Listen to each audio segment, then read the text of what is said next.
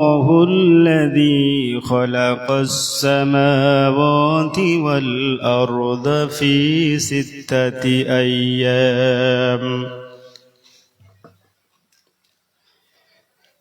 وقال تعالى في شأن حبيبه مخبرا وآمرا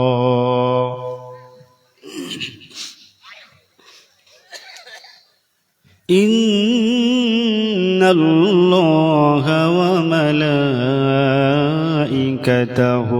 يصلون على النبي يا أيها الذين آمنوا صلوا عليه وسلموا تسليما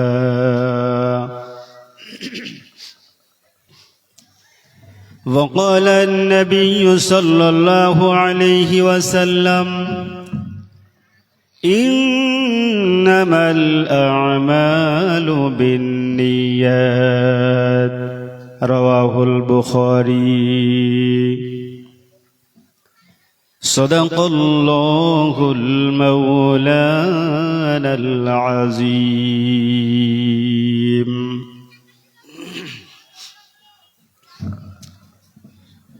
نبي نبي করে নবী নবী করে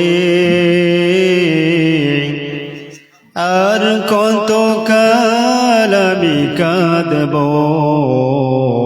নবী নবী করে আর কত কাল আমি কাঁদব আপন নয়নে কবে জানি আপন নয়নে কবে জানি প্রিয় নবীকে আমি দেখব নবী নবী করে আর কত কাল আমি কাঁদব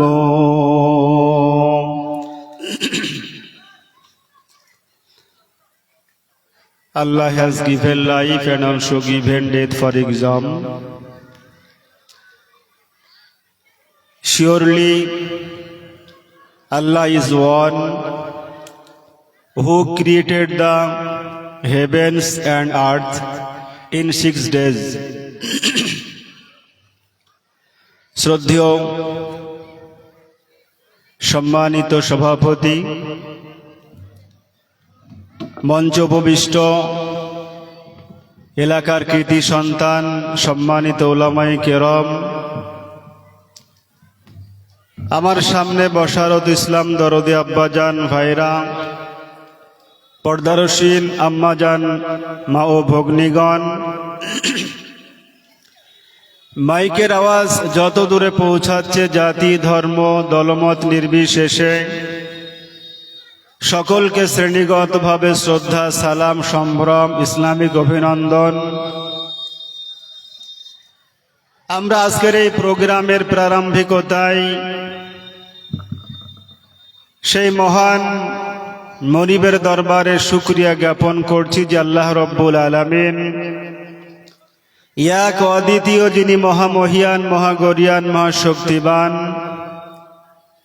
যে আল্লাহ রব্বুল আলামিন পৃথিবীর মাঝে 228টি দেশ বর্তমানে রয়েছে জনসংখ্যায় সবথেকে বৃহত্তম দেশ ভারতবর্ষ তারই অঙ্গরাজ্য পশ্চিমবঙ্গের একসময়ের বাংলা বিহার উড়িষ্যার রাজধানী ছিল যে জেলা মুর্শিদাবাদ জেলার 5টি মহকুমার দমকল মহকুমার 8টি পৌরসভার মুর্শিদাবাদ জেলায় 26টি ব্লক 8টি মিউনিসিপ্যালিটি পৌরসভা তার একটি পৌরসভার নাম দমকল দমকল পৌরসভার 20 নম্বর ওয়ার্ডের অধীনে আমিনাবাদ মণ্ডল পাড়ায় আয়োজিত আজকের এই সভায় আল্লাহ রব্বুল আলামিন বক্তা, শ্রোতা, ইমাম, মুক্তাদি, আরবিক শিক্ষিত, জেনারেল এডুকেটেড, শ্রমজীবী মানুষ, ব্যবসায়ী মানুষ, সমাজের সর্বস্তরের মানুষকে বসার তৌফিক দান করেছেন, তাই তিনার শুকরিয়া, তিনার কৃতজ্ঞতা, তিনার হাম প্রকাশ করার জন্য আমরা বলি আলহামদুলিল্লাহ। কাছে ও দূরে যে যেখান থেকে আমরা শুনছি আবারও বলি আলহামদুলিল্লাহ। অতঃপর তিনার প্যারা হাবিব বিশ্ববরণ্য নবী নবিকুলের শিরোমণি হযরত মুহাম্মাদুর রাসূলুল্লাহ সাল্লাল্লাহু আলাইহি ওয়াসাল্লামের উপর অগণিত দুরূদ ও সালাম বর্ষিত হোক, বলি সাল্লাল্লাহু আলাইহি ওয়াসাল্লাম। বর্ষিত হোক, অর্পিত হোক, বলি আল্লাহুম্মা আমিন। অতঃপর আজকের এই ইসলামিক ধর্মসভার যারা যারাই আয়োজন করেছেন সকলকে সাধুবাদ। তাদের পার্থিব জগতের সাফল্য কামনা, পরলৌকিক জীবনের কল্যাণ কামনা করে আমি আমার বক্তব্যের শুরুতেই জানাতে চাচ্ছি, কোরআনুল কারীমের দুটি আয়াতের প্রথম অংশ পাঠ করেছি, তারই অনুকূলে বক্তব্য রাখব। ওমা তাওফীকি ইল্লা বিল্লাহ। আল্লাহ রাব্বুল আলামিন পৃথিবীর মানুষকে পরীক্ষা করেন একরকম পদ্ধতি দিয়ে, কিন্তু ইমানদার মুমিন মুমিনাকে পদ্ধতি দিয়ে, যে পদ্ধতি দিয়ে পরীক্ষা করেন সেই পদ্ধতি একটু ভিন্ন, ঠিক কিনা জোরে বলুন। আল্লাহ ইমানদারকে পরীক্ষা করেন, এক নাম্বার হলো ভয় দিয়ে পরীক্ষা করেন। এখন বর্তমানে পশ্চিমবঙ্গের সব থেকে ভয় যে এই ভারতবর্ষের মানুষ, আমি, আমার দাদুর জন্ম এখানে, তার দাদুর জন্ম এখানে, তারপরেও এমন একজন সরকার এসেছে যে সরকার এমন ভয় ঢুকিয়ে দিয়েছে যে সত্যি সত্যি আমি কাগজের বলে ভারতীয় নাগরিক কিনা এই সন্দেহের কারণে আজকে বিভিন্ন লাইনে দাঁড় করিয়ে এসআইআরের হিয়ারিং আজকে শেষ হয়েছে, যার কবলে দমকলের প্রত্যেকটি মানুষই পড়েছে, ঠিক কিনা জোরে বলুন। দমকলের প্রতিটি পরিবারের কেউ না কেউ এসআইআরের লাইনে দাঁড়িয়েছেন, ঠিক কিনা জোরে বলুন, ঠিক কিনা জোরে বলুন। ঠিক। আমাদের এই ভারতবর্ষ যেখানে 145 কোটি মানুষ, 28টি রাজ্য, 8টি কেন্দ্রশাসিত অঞ্চল, সমস্ত রাজ্যের মুখ্যমন্ত্রীগুলি গায়ের মুসলিম অমুসলমান ভাই, প্রধানমন্ত্রী, রাষ্ট্রপতি, ভারতবর্ষের টোটাল সেট আপ যারা যারাই ভারতবর্ষ পরিচালনা করছেন প্রত্যেকেই অমুসলমান ভাই। এতে আমরা দুঃখিত নয়, খুশি। কিন্তু তারপরেও একটি কথা ভারতবর্ষে ভেসে উঠছে যে অমুসলমান হিন্দুরা বিপদের মধ্যে আছে। এই কথা আপনারা শুনেছেন না শুনেননি? তা আমরা মুসলমান এই ভারতবর্ষকে স্বাধীন করেছি কুইন্টাল কুইন্টাল রক্ত দিয়ে, ভারতবর্ষের মাটিকে লালে রঞ্জিত করেছি। যে ভারতবর্ষে দীর্ঘ 200 বছরের গিলানি কেমন ছিল শুধু মুসলিমরা অনুধাবন করেছে তাই নয়, ভারতবর্ষের কোল, বিল, মুন্ডা, সাঁওতাল যত জাতি আছে সকলে বুঝেছিল যে এই ভারতবর্ষ সত্যি পরাধীন, রক্ত দিয়ে স্বাধীন হয়েছে। এখনো যদি এক শ্রেণীর মানুষ মনে করে যে ভারতবর্ষটা আমাদের, ভারতবর্ষটা আর একটি ধর্মাবলম্বী মানুষের নয়, এই ভাবনা, এই চিন্তা, এটা কি সত্যি সঠিক না বেঠিক? জোরে বলুন। বেঠিক।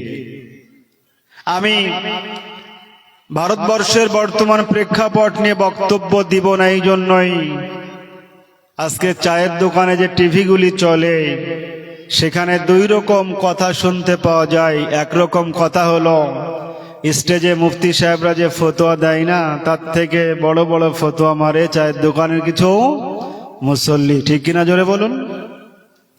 আর এক প্রকার দেখতে পাই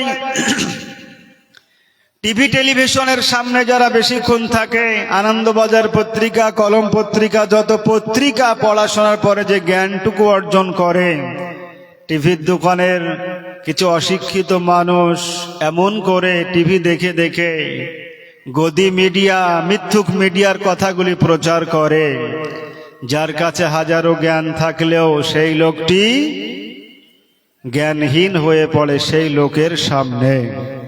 অতএব ইসলামিক ধর্মসভায়, জালসায় চায়ের দোকানের কথা, গদি মিডিয়ার কথা, মিথ্যুক মিডিয়ার কথা, যে মিডিয়ায় বর্তমানে ভারতবর্ষের সম্প্রীতি নষ্ট করছে, ঐক্যের টানকে বিনষ্ট করে দিচ্ছে, তাদের কথা না বলে চলুন একটি কোরআনুল কারীম থেকে আমাদের অবস্থাটা জেনে নিই। আল্লাহ রাব্বুল আলামিন তৌফিক দান করুন, জোরে বলুন আল্লাহুম্মা আমিন।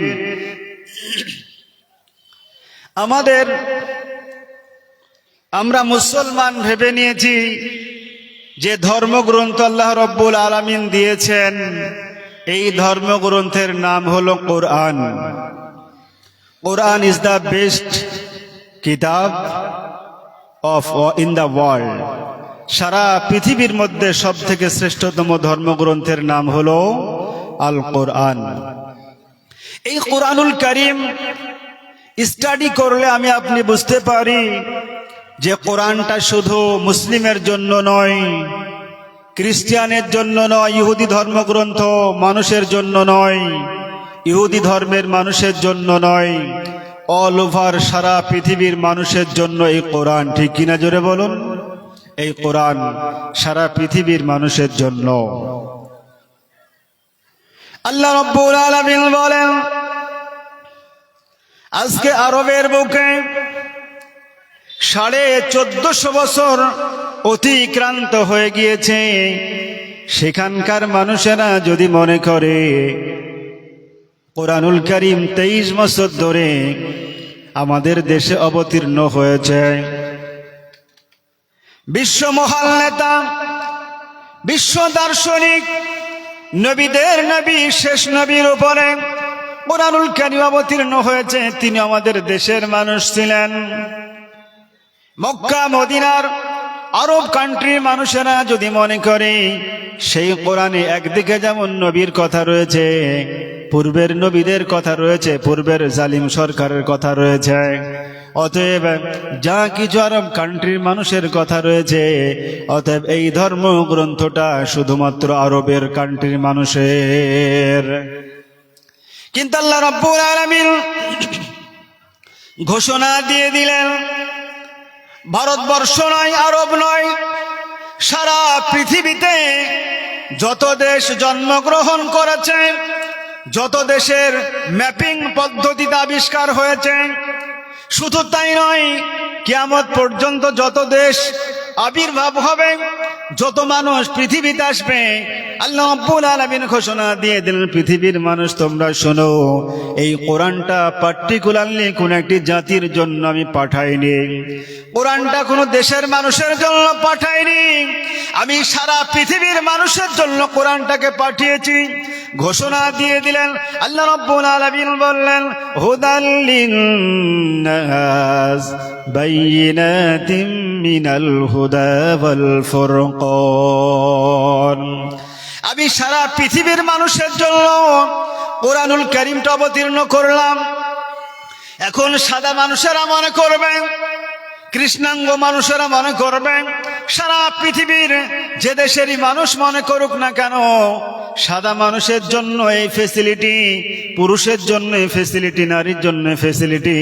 আল্লাহ রাব্বুল আলামিন বললেন, বান্দা বান্দি একবার লক্ষ্য করো যে কোরআনটা পড়বে পৃথিবীতে, কোরআন পড়লে দুই রকম উপকার পাওয়া যায়। যদি পৃথিবীর কোনো মানুষ চন্দ্রে যাওয়ার জন্য, সূর্যের গতিকে, সূর্যের লাইটের গতিকে মাপার জন্য কোরআনটাকে অনুধাবন করে, যদি ভাবে পৃথিবীর ইতিহাসটা আমরা কোরআন থেকে নিব। এই রকম করে কোরআন পড়লো, কোরআন অনুধাবন করলো, কোরআনকে রিসার্চ করলো, সেইটা যদি ইমানদার না হয়, মুমিন মুসলমান ব্যক্তি না হয়, আল্লাহ রাব্বুল আলামিন বললেন কোরআনটা তার জন্য উপকার করবে, তাকে চাঁদ পর্যন্ত পৌঁছে দিবে, মঙ্গল গ্রহে পৌঁছে দিবে, কিন্তু আখিরাতে তার কোনো মূল্য থাকবে না। ঠিক কিনা জোরে বলেন? আজকে আমেরিকায় চলে যাবেন, ফ্রান্সে চলে যাবেন, জার্মানিতে চলে যাবেন, সারা পৃথিবীর মেডিকেল সায়েন্স বলেন, সারা পৃথিবীর বিজ্ঞানীরা বলেন, যাদের মধ্যে ঈমান নাই, যারা মুসলমান নয়, তারা কোরআন অনুধাবন করে আজকে একটি পশুর মধ্যে কি কি রয়েছে, একটি চামচিকার মধ্যে কি কি রয়েছে, একটি বাদুড়ের মধ্যে কি কি রয়েছে, কোন পদ্ধতি তাকে রিসার্চ করলে মানুষের গুণগুলি পাওয়া যাবে, সমস্ত কিছু আবিষ্কার করেছে কোরআন থেকে। কোরআন থেকে আবিষ্কার করলো জাহাজ কি করে উপরে উঠতে পারে, মঙ্গল গ্রহে কেমন করে যাওয়া যেতে পারে, সৌর বিজ্ঞানী আবিষ্কার করলো, কোরআন থেকে জেনে নিলাম সূর্যের লাইটটা পৃথিবীতে 8 মিনিট সময় লাগে পড়তে, এই সূর্যের থেকে পৃথিবীটা কত ছোট, পৃথিবী যত বড় তার থেকে এইরকম 13 লক্ষ পৃথিবী সূর্য একসঙ্গে লেখা হবে। এই রকম করে আবিষ্কার করলো সবকিছু। আল্লাহ রাব্বুল আলামিন বললেন আবিষ্কার করেছে সবকিছু আমার কোরআন থেকে, আমি পৃথিবীতে তার সম্মান বাড়িয়ে দিব, তার মান বাড়িয়ে দিব। শুধুমাত্র ঈমান না থাকার কারণে আমি আখিরাতে তাকে কিছুই দিব না। অপর প্রান্তে বলতে চাই, পৃথিবীর কোন ইমানদার যখন কোরআনুল কারীম স্টাডি করবেন, পৃথিবীর কোন ইমানদার বান্দা বান্দি যখন কোরআনুল কারীম রিসার্চ করবে, কোরআন থেকে যখন নিজের জীবনটা অনুধাবন করবে, আল্লাহ রাব্বুল আলামিন বললেন এই পৃথিবীতে তাকে সম্মানিত করে দিব, আখিরাতেও তাকে দামি করে দিব, এই পৃথিবীতেও কল্যাণ দিব, আখিরাতেও তাকে সম্মান দিয়ে দেব আমি আল্লাহ। ও পৃথিবীর বাংলা বাঙালি, আমি আর একটু ডিটেলসে যেতে চাই। আজকে আপনি কোরআনকে যদি জিজ্ঞেস করেন, আকাশ সম্পর্কে জানতে চাই, আল্লাহ রাব্বুল আলামিন কোরআনুল কারীমে তথ্য দিয়ে দিলেন, পৃথিবীর বাংলা বান্দি শোনো, তোমরা যে পৃথিবীতে বসবাস করো, যে আকাশটাকে তোমরা রাত্রিবেলায় একরকম দেখতে পাও, দিনের বেলা একরকম দেখতে পাও, রাত্রিবেলায় আকাশের দিকে তাকিয়ে তাকিয়ে তোমরা চন্দ্র দেখতে পাও, নক্ষত্র তারকারাজি দেখতে পাও, দিনের বেলায় সূর্য দেখতে পাও। এখন কোরআনুল কারীমকে যদি তোমরা প্রশ্ন করো, ওগো আল্লাহ আমি কোরআনুল কারীমকে প্রশ্ন করতে চাই, কোরআনুল কারীমকে জানতে চাই, আল্লাহ রাব্বুল আলামিন আসমান এবং জমিনকে এই সৃষ্টি করার পূর্বে আসমান এবং জমিন কেমন ছিল? কোরআনকে একজন অমুসলমান বিজ্ঞানী নিজের জীবনে জিজ্ঞেস করেনি কোনদিন যে কোরআনটা কেমন ছিল, আকাশ এবং জমিনটা কেমন ছিল।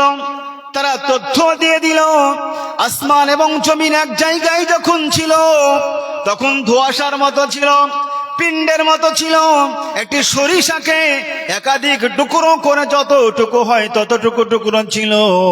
কিন্তু পৃথিবী যখন আসমান জমিন আলাদা হয়ে গেল, প্রশ্ন চলে এলো আসমান জমিন যখন এক জায়গায় ছিল এই তথ্যটা কোরআনুল কারীমে পাওয়া যায় কিনা? আল্লাহ বললেন ছোট্ট একটি প্রশ্ন করেছো, কোরআনুল কারীমের সূরাতুল আম্বিয়া খুলে দেখো, 17 নম্বর পারা 3 নম্বর পৃষ্ঠা 7 নম্বর লাইনে তোমরা চলে যাও। আল্লাহ রাব্বুল আলামিন বললেন আওয়ালাম ইয়ারাল্লাযীনা কাফারু আন্নাস সামাওয়াতি ওয়াল আরদা কানাতা রাতকান ফাফাতাকনাহুমা।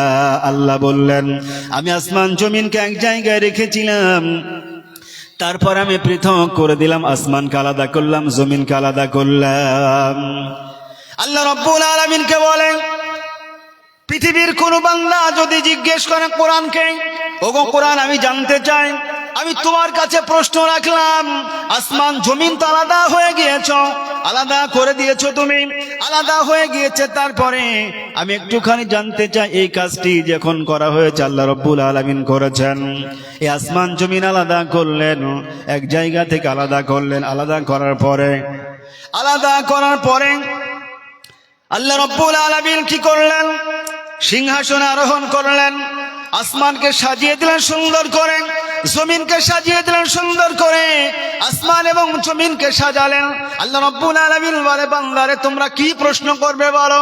এখন আমি ভারতের মাটি থেকে, আমিনাবাদের এই জায়গা থেকে প্রশ্ন করলাম, ওগো আল্লাহ, কোরআনকে জানতে চাই, তুমি আসমান এবং জমিন কদিনে সৃষ্টি করেছো? আচ্ছা, কোরআন তার উত্তর দিতে পারবে কিনা জোরে বলুন। কোরআন পারবে। কোরআন কি উত্তর দিল শুনুন। আল্লাহ রাব্বুল আলামিন বলে, বান্দারে আমি কোরআনুল কারীমের মধ্যে জানিয়ে দিলাম। সূরাতুর রাদের মধ্যে ঘোষণা দিয়ে দিলেন, সূরাতুল আরাফ 54 নম্বর আয়াত, 8 নম্বর পারা 16 নম্বর পৃষ্ঠা আল্লাহ রাব্বুল আলামিন ঘোষণা দিলেন, ইন্না রাব্বাকুমুল্লাহুল্লাযী খালাকাস সামাওয়াতি ওয়াল আরদা ফি সিত্তাতি আইয়াম। আল্লাহ বলছেন, বান্দা, আসমান এবং জমিন তার ভিতরে যা কিছু আছে আমি 6 দিনে সৃষ্টি করেছি। জোরে বলুন সুবহানাল্লাহ। Indeed your Lord is Allah who created the heavens and earth in 6 days. তিনি 6 দিনে আসমান এবং জমিন সৃষ্টি করেছেন।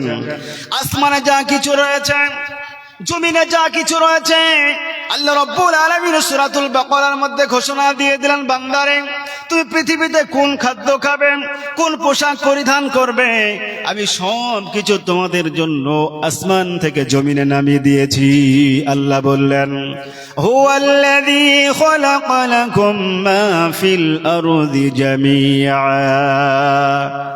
তিনি তো মহান সেই আল্লাহ, যিনি বান্দা বান্দির জন্য পৃথিবীর সমস্ত কিছু সৃষ্টি করেছেন। আচ্ছা বলুন তো, পৃথিবীতে আল্লাহ সব কিছু সৃষ্টি করেছেন। গরুও সৃষ্টি করেছেন, মহিষও সৃষ্টি করেছেন, ছাগলও সৃষ্টি করেছেন, দুম্বাও সৃষ্টি করেছেন, তিনি ভেড়াও সৃষ্টি করেছেন, উটও সৃষ্টি করেছেন।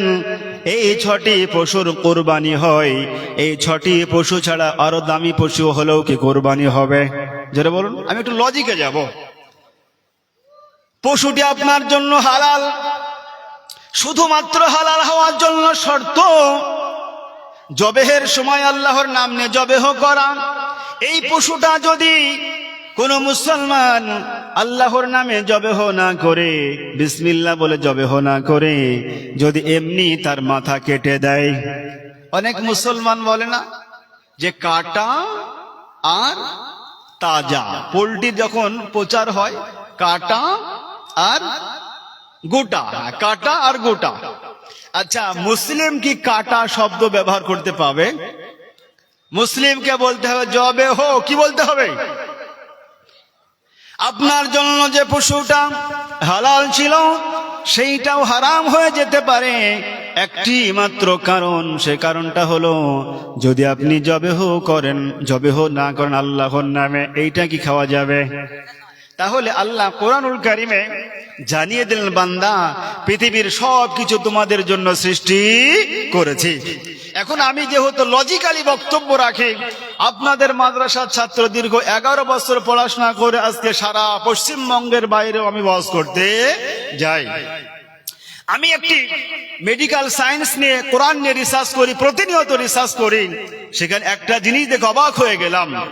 আমেরিকার বিজ্ঞানীরা, ফ্রান্সের বিজ্ঞানীরা পরীক্ষা নিরীক্ষা করেছে, একটি মাছ যদি মারা যায় সেইটা খাওয়ার জন্য কোরআন তো নিষেধ করে নাই, কিন্তু একটা পশু যদি মারা যায় সেই পশুটার মাংস খাওয়া যাবে না।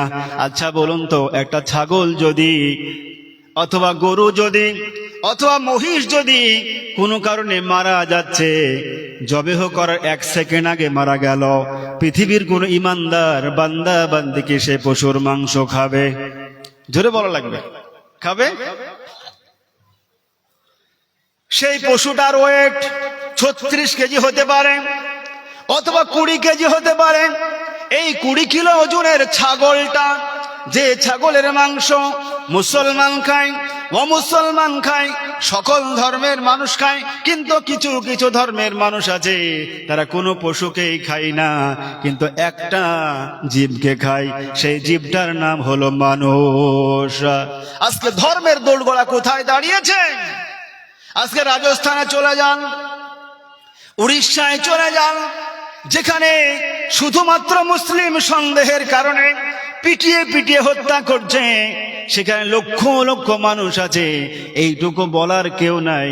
জীবে প্রেম করে যেইজন সেইজন সেবিছে ঈশ্বর। তাদের একটি কথা, আমাদের একটি কথা, পৃথিবীতে যদি জীবকে কেউ ভালোবাসে ঈশ্বরকে পাওয়া যাবে। আমরা তো ঈশ্বর বলি না, আমরা আল্লাহ বলি। কি বলি? আল্লাহ বলি। অতএব আমি আপনাদের কাছে ছোট্ট ছোট্ট করে প্রশ্নের উত্তর দিতে চাই। আপনার বাড়ির পাশে এমন একটি পুকুর রয়েছে, পুকুর থেকে মাছটি তুললেন, জীবিত রয়েছে, তাকে কেটে আপনি খেতে পাবেন, রান্না করে খেলেন, কিন্তু মাছটি যদি মারা যায় সেটা খাওয়া যাবে না? যাবে না? অসুবিধা আছে? খেতে কোনো অসুবিধা নেই।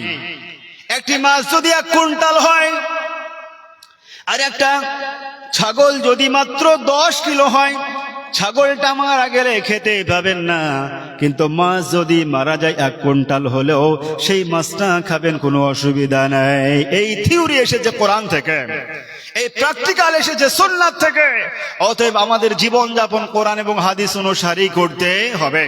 আমি বলছিলাম, আমেরিকার বিজ্ঞানীরা, তুরস্কের বিজ্ঞানীরা, জাপানের সায়েন্টিস্ট সারা পৃথিবীর মেডিকেল সায়েন্স পরীক্ষা নিরীক্ষা করে জানালো যে কেন নবীজি মৃত্যু পশুকে খেতে নিষেধ করেছেন, কিন্তু জীবিত পশু জবেহ করে খাওয়া যাবে, কিন্তু পশুটা যদি মারা যায় জবেহ করলেও মারা যাবে, এমনি হার্ট অ্যাটাক হয়ে মারা গেলেও মারা যায়।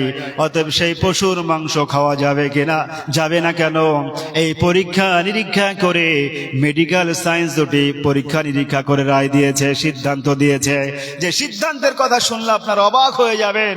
আল্লাহু আকবার! আমাদের ধর্মগ্রন্থ আল কোরআন, তার মধ্যে কি নাই? আমি এক এক করে বলতে চাই।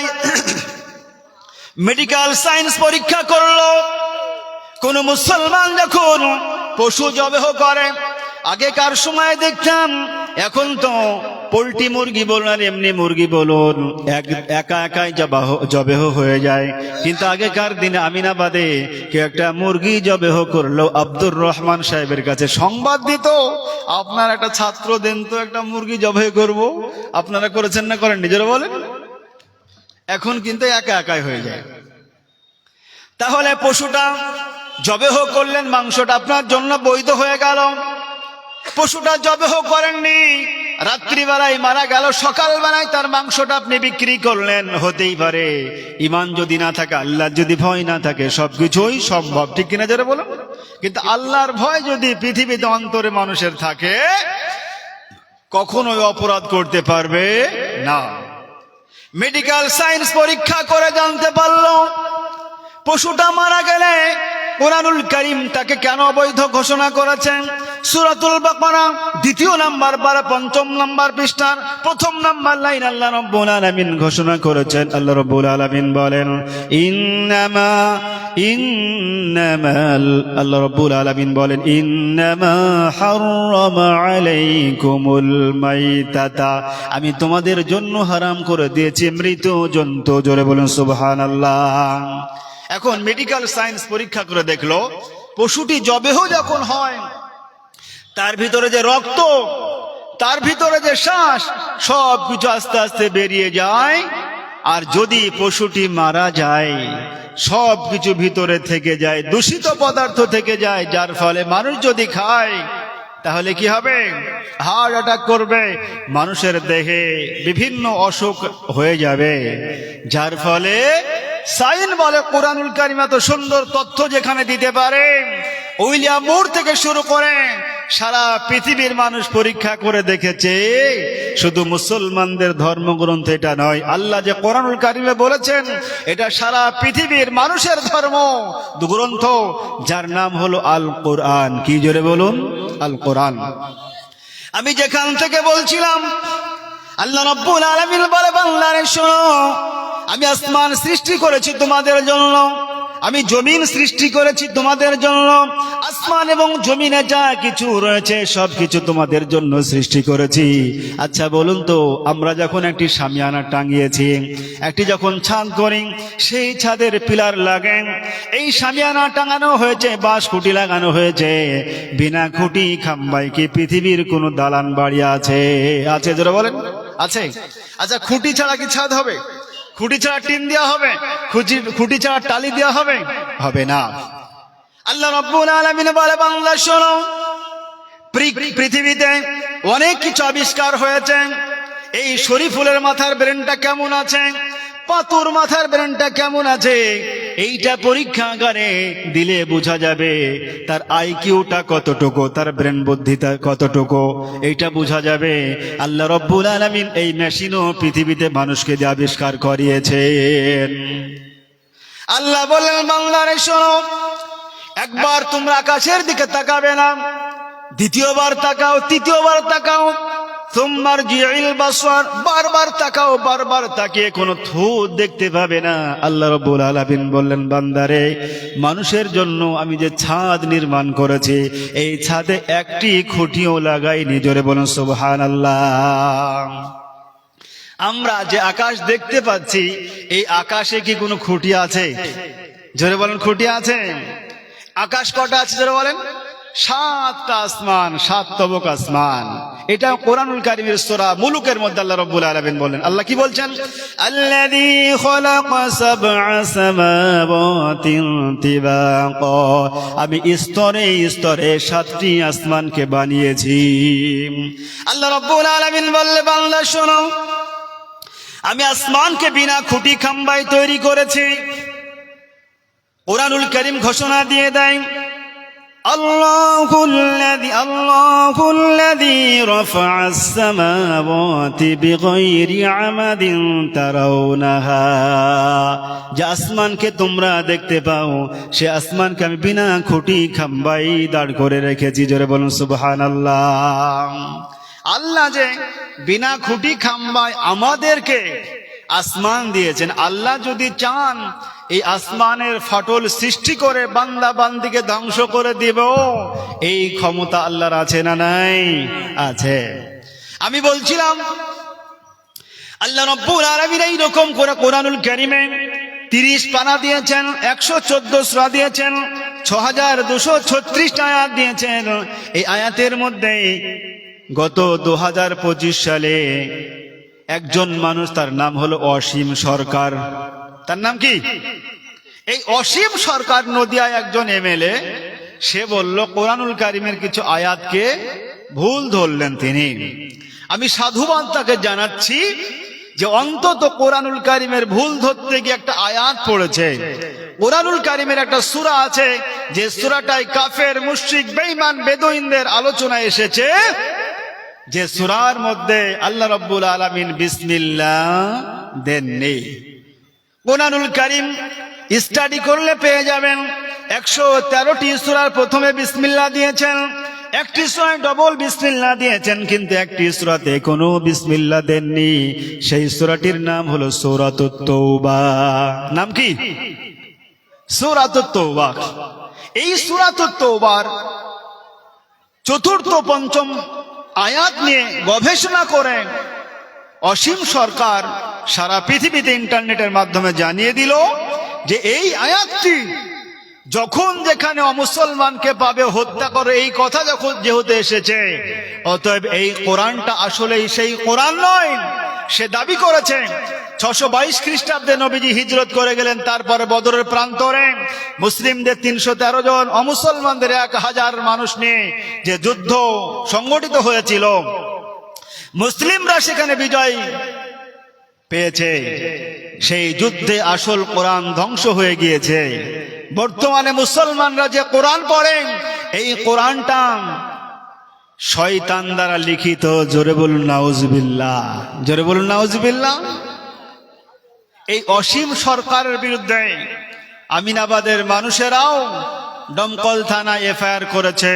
সারা ভারতবর্ষের এই পশ্চিমবঙ্গের বিভিন্ন জেলায় বিভিন্ন পুলিশ স্টেশনে এফআইআর হয়েছে। অবশেষে আমাদের দুঃখ বেদনা, এটা কোরআনকে যদি কেউ বুঝতে চায় শুধু অর্থটা জানলেই বুঝতে পারবে না, তার জন্য কি প্রয়োজন? ব্যাখ্যার প্রয়োজন। ব্যাখ্যাটা পড়লেই বুঝতে পারবে না।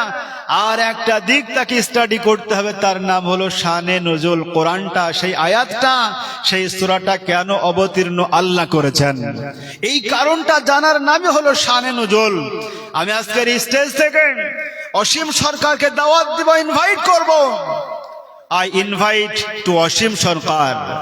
আমি ইনভাইট দিলাম অসীম সরকারকে, যদি তুমি মাথা মোটা কবি গান কর একজন মানুষ, কোরআনকে সত্যি সত্যি বুঝতে চাও, শানে নজুলটা পড়লে তুমি জেনে যাবে যে আসলেই সেই আয়াতটির প্রেক্ষাপট কি ছিল, সিচুয়েশন কি ছিল, তার আবিষ্কারের কারণটা, অবতীর্ণের কারণটা যখন তুমি জেনে যাবে, তখন তুমি উইলিয়াম মুরের মতো হয়ে গিয়ে ইসলামের ছায়াতলে এসে আত্মসমর্পণ করবে কোরআনের কাছে।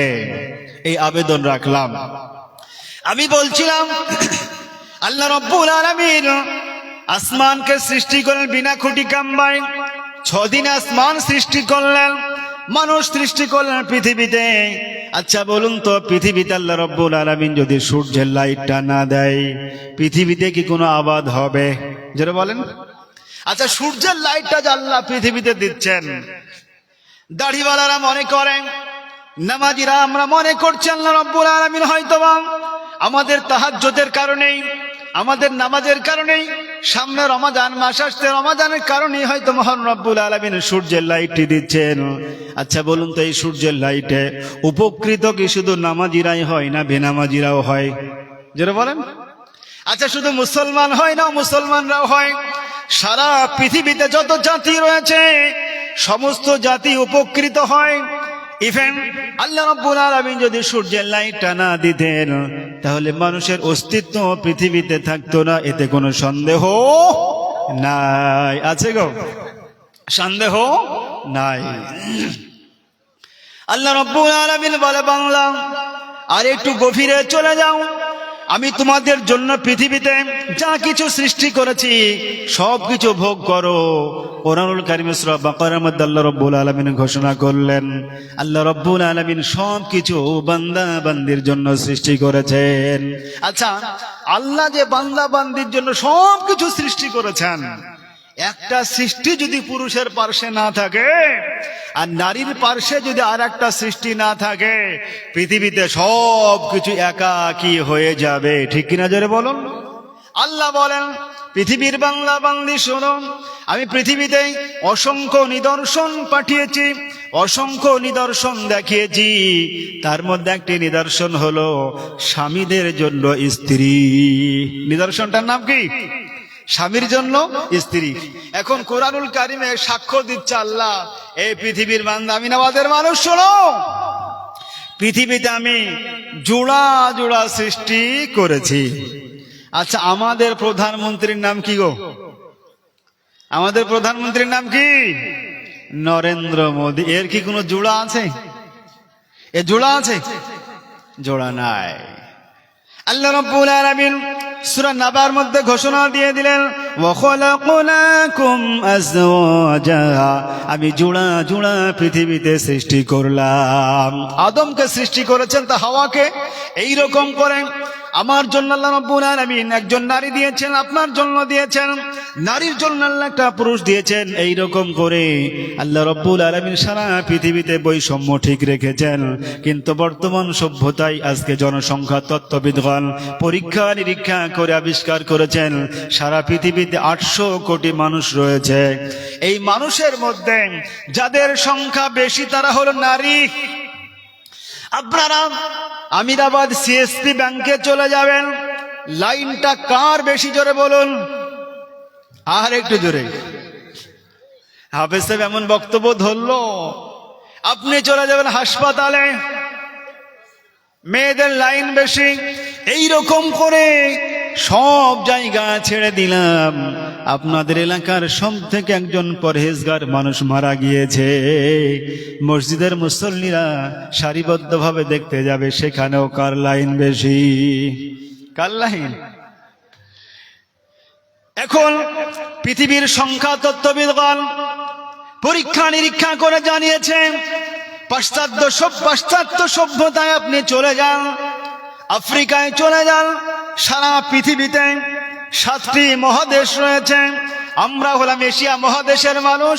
সারা পৃথিবীর সমস্ত মহাদেশগুলি ভ্রমণ করলেন, আপনি যেটা পরিসংখ্যান দেখতে পাবেন, পুরুষের থেকে নারীর সংখ্যা বেশি। কি জোরে বলুন, ঠিক কিনা? আর একটু তথ্যে চলে যায়, পৃথিবীতে আল্লাহ রাব্বুল আলামিন সব থেকে শ্রেষ্ঠ নারী যাকে বানিয়েছেন, সব থেকে কোয়ালিটিতে যাকে ন্যূনতম করেছেন, তার জন্য একটাই পুরুষ পাবে।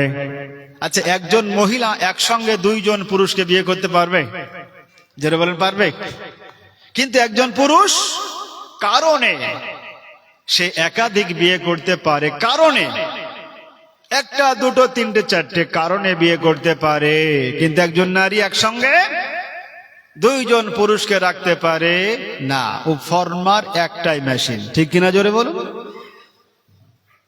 বলছিলাম আল্লাহ রাব্বুল আলামিন বলেন সূরাতুল বাকারা 2 নম্বর পারা 7ম নম্বর পৃষ্ঠায় ঘোষণা দিয়ে দিলেন, হুল্লা লিবাসুল লাকুম ওয়া আনতুম লিবাসুল লাহুন। আল্লাহ বললেন, বান্দারে আমি নারীদের জন্য মেয়েদেরকে পোশাক করে দিলাম এবং মেয়েদের জন্য পুরুষদেরকেও পোশাক করে দিলাম। আল্লাহ নারী পুরুষের যে পোশাক, একে অপরকে পোশাক হিসাবে আল্লাহ ঘোষণা দিলেন, তার কারণ আছে না নাই? যারা বলুন, কারণ আছে। এখন এই কারণ দেখতে গিয়ে দেখা গেল সারা পৃথিবীতে পুরুষের থেকে মেয়েদের সংখ্যা বেশি। যুদ্ধের কারণে হোক, আফগানিস্তান বলে একটা দেশ আছে, যে দেশে আমেরিকার মানুষ জর্জ ডব্লিউ বুশ থেকে শুরু করে, বিল ক্লিনটন থেকে শুরু করে, বারাক ওবামা থেকে শুরু করে, সেখানকার দেশের প্রেসিডেন্ট যে যখনই হয়েছে, আফগানিস্তানকে দখল করার জন্য হাজার হাজার লক্ষ লক্ষ তারা পুরুষ সৈনিককে আফগানিস্তানে পাঠিয়েছে। আফগানদেরকে ধ্বংস করে দাও, কারণে অকারণে ধ্বংস করে দাও। আমেরিকার 110 তলা টুইন টাওয়ারকে ধ্বংস করলো, নাম দিয়ে দিল ওসামা বিন লাদেনের। ওসামা বিন লাদেন একজন বিজ্ঞানী, আমেরিকায় ছিল। সেখান থেকে যখন চলে এসেছে রাগ, আফগানিস্তান দখল নেবে, আফগানকে ধ্বংস করবে, ওসামা বিন লাদেনের নাম করে আফগানিস্তানকে ধ্বংসের জন্য হাজার হাজার মানুষকে হত্যা করলো। হত্যা করতে গিয়ে তাদেরও কিছু হত্যা হয়েছে, ধ্বংস হয়েছে।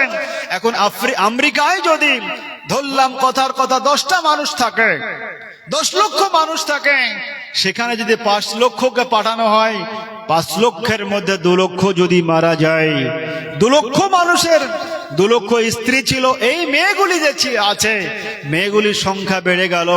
আল্লাহ যদি কোরআনুল কারিমে বৈধ না করতেন একজন পুরুষের জন্য 2 জন 3 জন স্ত্রী, ওই নারীগুলি একাকিত্ব জীবন যাপন করত, যার নিদর্শন বিশ্ব নবীজিকে পৃথিবীর বুকে আগমন ঘটিয়ে পৃথিবীর বুকে প্রেরণ করেন। তৃতীয় নাম্বার বিবাহ হয়েছিল খাদিজার সঙ্গে, খাদিজার 3য় নাম্বার বিয়ে হয়েছিল নবীজির সঙ্গে। আল্লাহ রাব্বুল আলামিন দেখিয়ে দিয়েছেন। আমি বলছিলাম, আমরা যে বঙ্গে বসবাস করি, যে স্টেটে বসবাস করি, তার নাম হলো পশ্চিমবঙ্গ। পশ্চিমবঙ্গে যিনি মুখ্যমন্ত্রী মাননীয়া মমতা বন্দ্যোপাধ্যায়, এর কি জোড়া আছে? ই ভেবেছে যে পশ্চিমবঙ্গের যাবতীয় সবকিছুর জন্য আমার জীবনটাকে বিলিয়ে দিব, আমার আর জোড়ার কোনো প্রয়োজন নাই। আল্লাহ বলছেন, আমি জোড়া জোড়া সৃষ্টি করেছি, মমতারও জোড়া নাই, মোদিরও জোড়া নাই। মানুষের ঘরে ঘরে উন্নয়ন ঢুকলেও আজকে ইশায়ারকে সামনে রেখে জনগণ একটাই কথা বলছে, শেষ করলো ভারতবর্ষটাকে মোদি। আর আপনারা বলবেন, আমরা বলবো না। কেন বলবো না? অনেকেই বলছে ইমামরা ভাতাখোর রে, এই ভাতাখোরের জন্যই 3,000 টাকা করে মমতা মারছে তো সঠিক কথা বলছে না, এটা বলছে না মানুষে। আচ্ছা বলুন তো, মমতা সরকার যখন ভাতা দেয়নি, আমিনাবাদের মসজিদের ইমাম চলেছে না চলনি? ভাতা দিচ্ছে চলবে, ভাতা না দিলেও চলবে। আমি বলছিলাম প্রসঙ্গটা একটু আলাদা করে দিলাম। আল্লাহ রাব্বুল আলামিন কোরআনুল কারীমকে কেন সৃষ্টি করেছেন, এই ছোট্ট প্রশ্নটা আপনাদের মাথায় ঢোকাতে। কোরআনুল কারীমকে যারা পড়েন, কোরআনুল কারীমকে রিসার্চ যারা করে, কোরআন মাজিদকে যারা অনুধাবন করে, পৃথিবীতে সম্মান তাদের বাড়ে না কমে? যারা বলেন বাড়ে না কমে। আচ্ছা এটাই যদি সত্য হয়, তাহলে অনেক মৌলবী সাহেব তার সন্তানকে মাদ্রাসায় কোরআন পড়তে দিচ্ছে না কেন? এটা অনেকেই কিন্তু বলছে, বুঝলেন না? যে মৌলবী সাহেবের একটাই মাত্র ছেলে, তো বড় ইঞ্জিনিয়ার করবে, ডাক্তার করবে, মাস্টার করবে, শখ জন্মালো, কোরআনটা কেন শিখতে পারলো না? অনেকেই কিন্তু